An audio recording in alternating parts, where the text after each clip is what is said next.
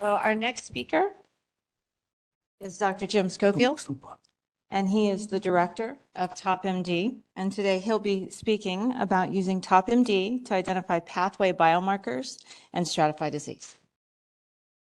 It's a very big privilege being invited to such a high quality meeting. And I didn't realize that I was going to watch a talk by one of the legends, one of my heroes, which I'll explain as I do my biography, which when I was asked during lunch what my biography was, I thought, it's a bit meandering and a bit crazy. So I'll try and explain it in a sort of succinct, abridged way. And the relevant parts of it. So I did an undergraduate degree in genetics, and I learned the basics of biology, the central dogma, how biology works or how it's expected to work.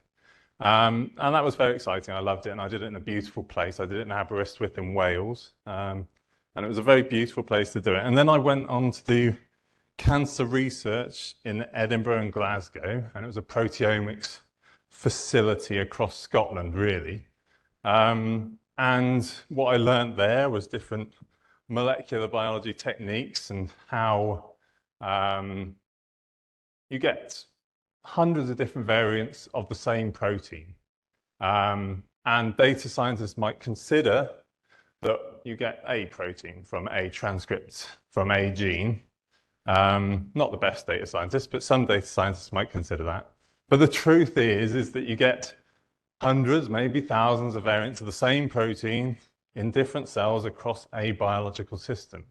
I missed out a step from my undergrad degree. So my undergrad degree, I finished by doing a project on systems biology. And we were modeling complex systems using complex maths.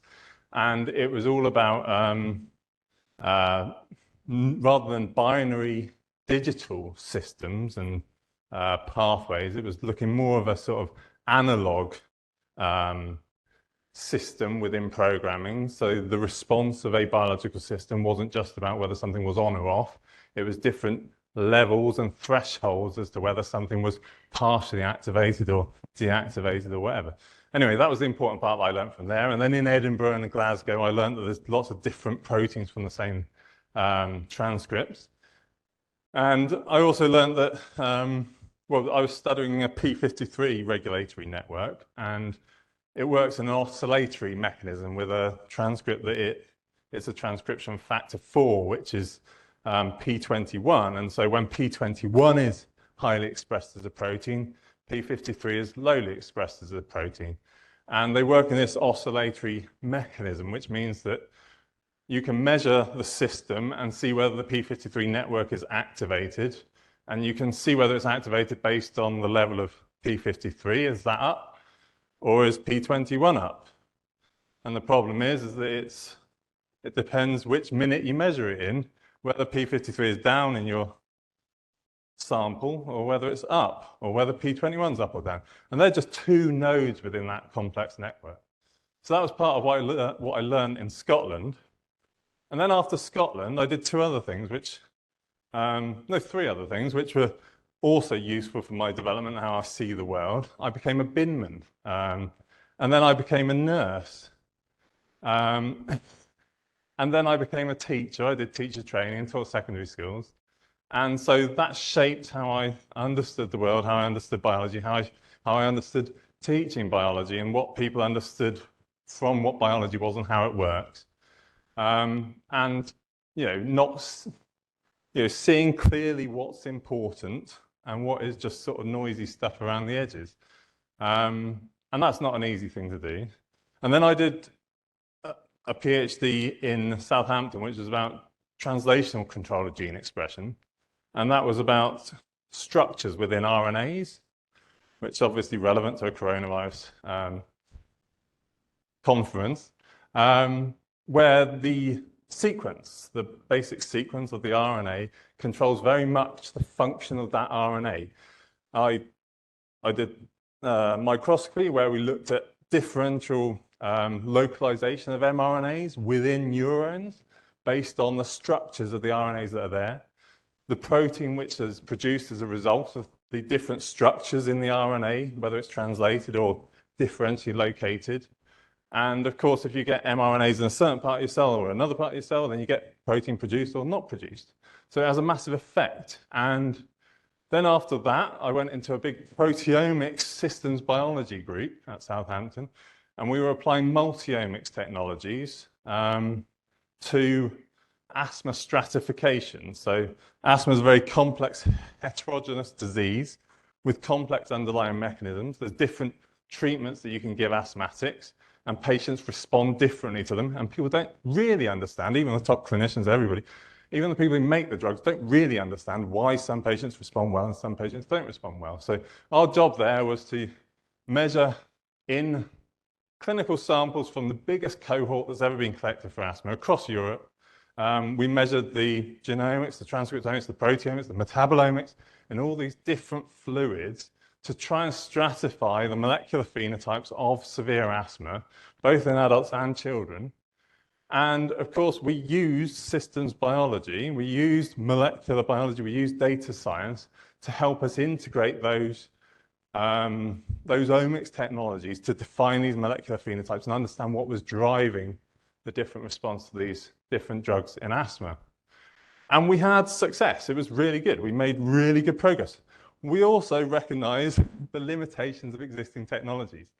And this is where I do a sort of sideways step and say that around that sort of time, I also became a lecturer in systems biomedicine at the University of Southampton.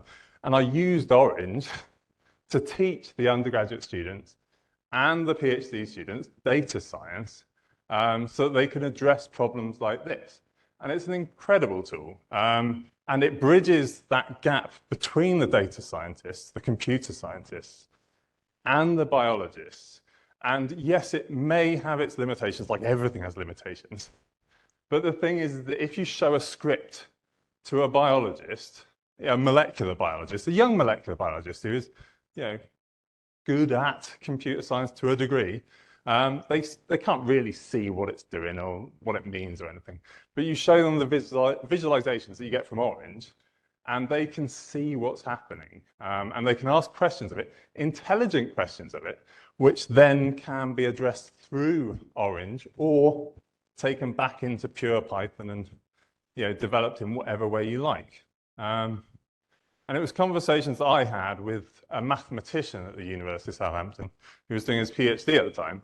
And a lot of those conversations were mediated through my understanding of what he was doing in Python through using Orange. So like I say, it's a very big privilege to be following Professor Zopan, and very big privilege to be talking here. So what we did was, me and that mathematician, we developed a technology which measures the shape of gene expression relative to a biological interaction network. And this is something which hadn't been done before. There's other techniques which try and measure shapes within biological systems, and WGCNA is the closest thing to that. But because of my experience before I came to the project stratifying asthma, I knew the limitations of that.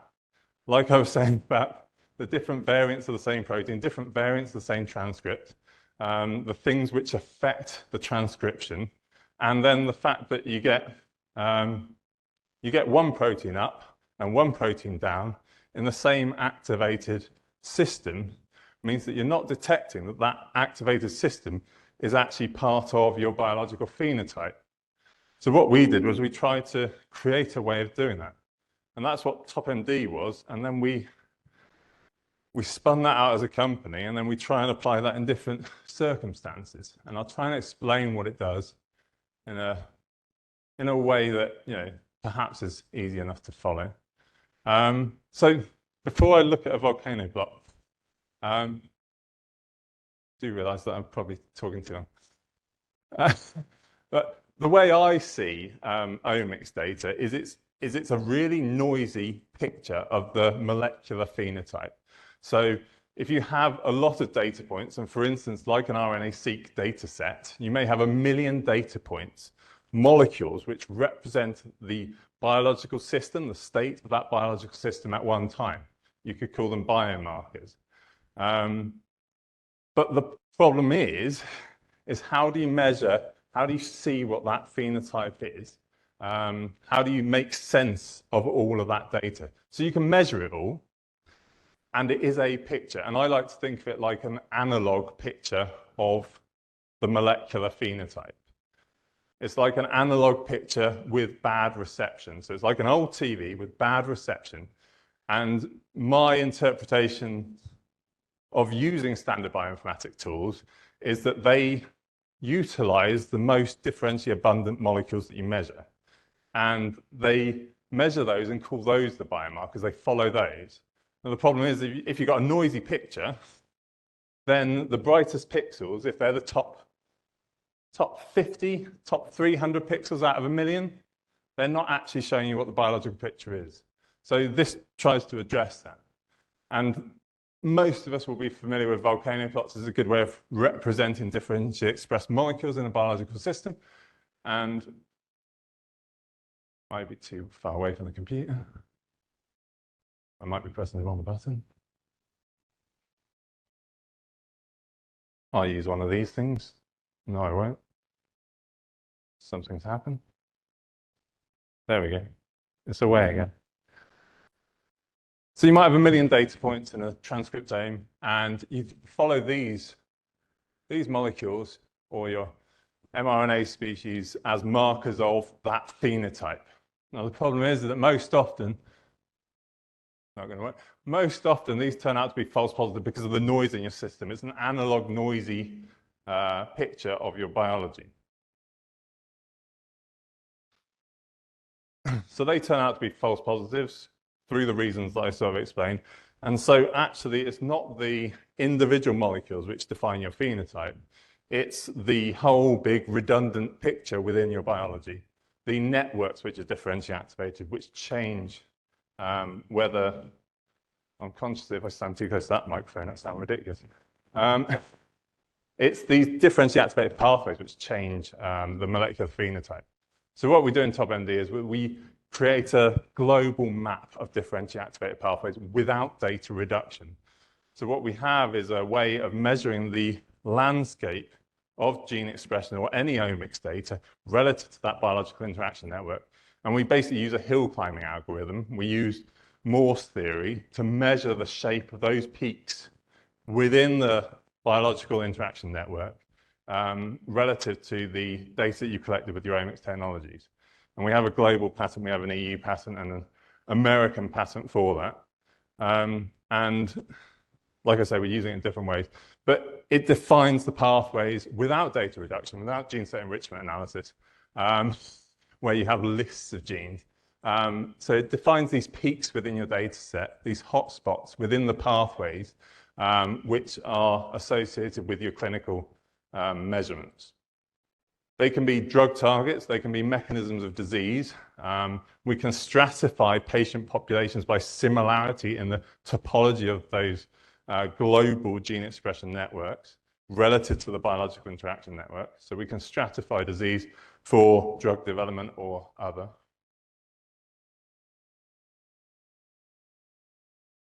We create a large biomarker catalog using publicly available gene expression data, so we can compare novel sample gene expression data to publicly available gene expression data, known molecular phenotypes and clinical phenotypes.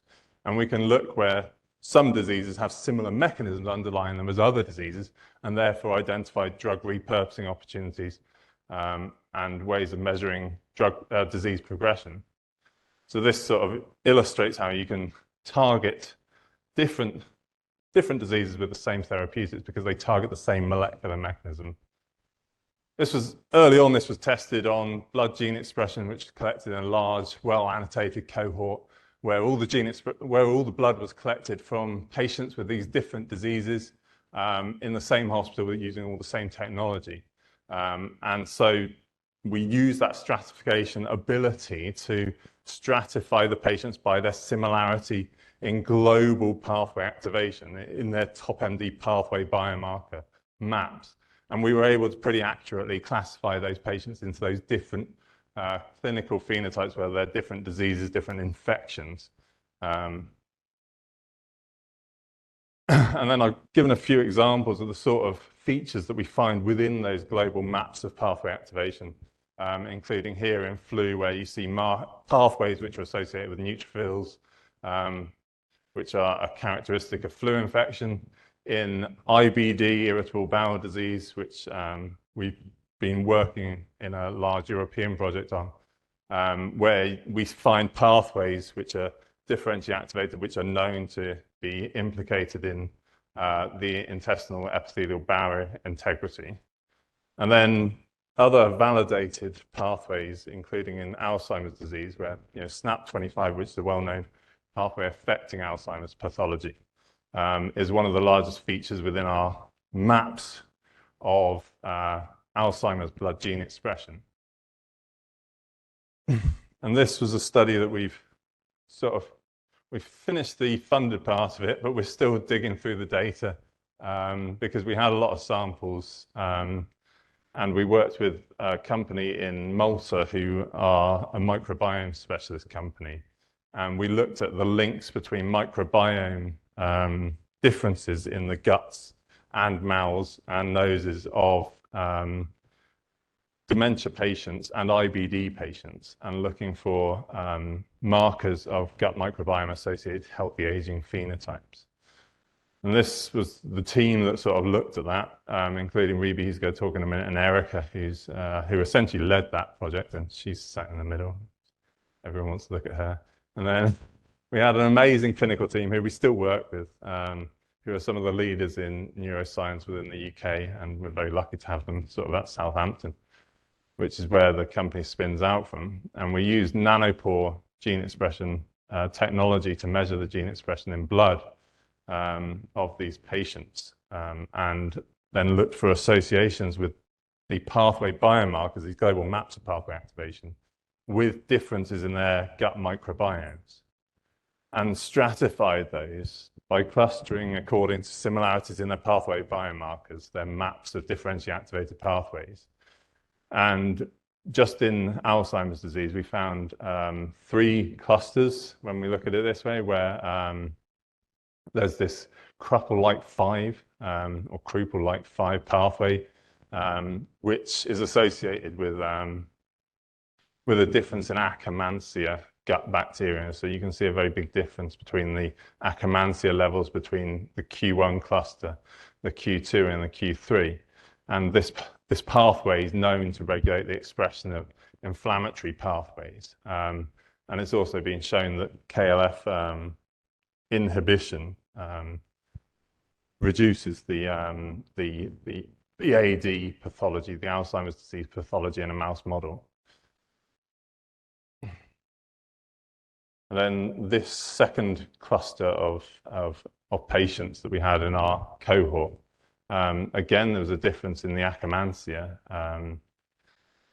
gut bacterial load, and this was associated with differences in the PD-1 immune checkpoint pathway, which has very recently, there's drugs for PD-1 checkpoint inhibitor very recently entered clinical trials for Alzheimer's disease. And so that's nice immediate validation of the sort of molecular phenotypes that we're defining with this technology.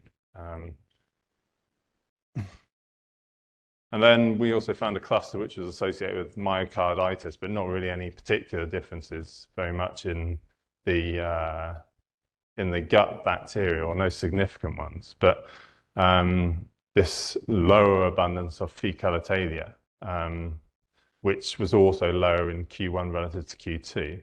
And this is known to produce butyrate, which is known to reduce amyloid beta pathology in Alzheimer's brains. So we've got an increasing catalogue of validation of what these molecular phenotypes are when we look at the global pathway activation, which other technologies don't look at the global pathway activation because they do massive data reduction, whereas we don't do any data reduction using this technology. And that's it from me.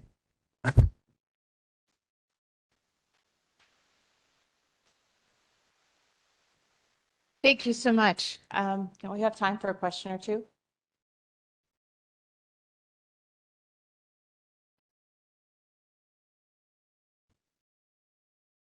James, nice presentation. I wanted to check with you about in your analysis, do you take into account gene co-expression? Because particularly, in case of, for example, I'm interested in working on parasitic protists. Now, there are 60% of the genes which we don't have no idea. Some of them could be druggable candidates, and some of these structures, cellular structures in unicellular protists, probably requires same gene, same protein products to be formed at the same time in order to basically form the protein complexes. Yeah, so the way that we take account of that in TopMD is that we include them as part of the same pathway when we annotate them with the omics data. So if we measure them twice, if we measure them 3 types or different types of the same protein or gene, then they all contribute to the confidence that we have that that pathway is differentially activated in that sample. So it's not necessarily that it's co-expression as such, but it is taken account of within the landscape that we plot of the gene expression.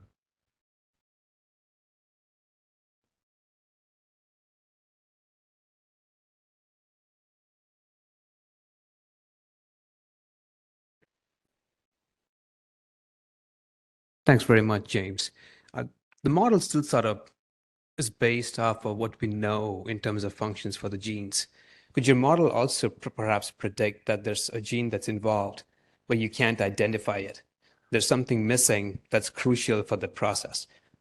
Yeah, it's an interesting question. So it can validate things. So if there's a putative function for that gene, then we can include that within the model and see whether it fits. So if it fits within the landscape in the right place, then we can sort of validate that that molecule is having that effect within that biological system, within that pathway there. But if there's no known label for it, then there's not really a way to add it in this technology so that we can investigate what it is.